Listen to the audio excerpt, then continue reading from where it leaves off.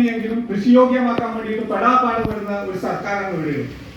അപ്പോൾ കൃഷിയോഗ്യമായിട്ടുള്ള ഒരു സ്ഥലം തന്നെ മണ്ണിട്ട് നിരത്തി അനധികൃതമായിട്ടുള്ള നിയമമുണ്ടാക്കി നിയമത്തിലൂടെ ആ കൃഷിയോഗ്യമാക്കപ്പെടേണ്ട സ്ഥലം മണ്ണിട്ട് നിരത്തിയിട്ടുള്ള ഒരാളാണ് ലക്ഷ്മണൻ.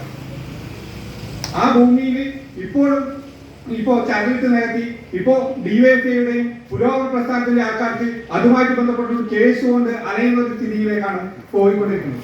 അപ്പൊ ഇങ്ങനെ ഒരു വേദിയിൽ ഇത്തരത്തിലൊരാളെ പിടിച്ചിരുത്തി ഇവിടുത്തെ കർഷകരെയും ഇവിടുത്തെ പൊതുജനങ്ങളെയും അപമാനിക്കാൻ വേണ്ടിയിട്ട് പഞ്ചായത്തോ കൃഷിഭവനോ ഇവിടെ കൂട്ടുനിൽക്കാൻ വേണ്ടി പാടില്ല എന്നുള്ള വലിയ പ്രതിഷേധമാണ് ഇവിടെ നടക്കുന്നത്.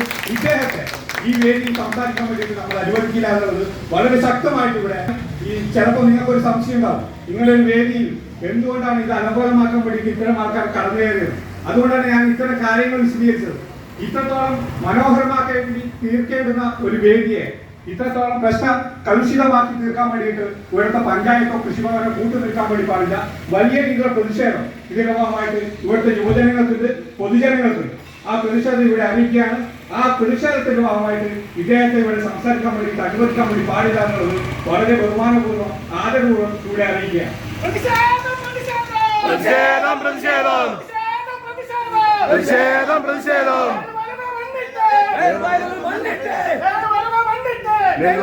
മണ്ണിട്ട് ഇനിയും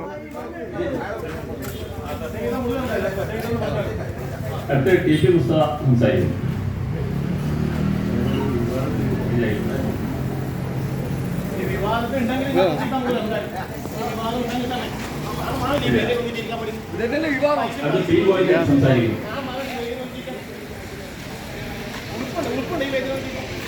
കർഷകരെ സംരക്ഷിക്കാൻ വേണ്ടി വരുന്നു.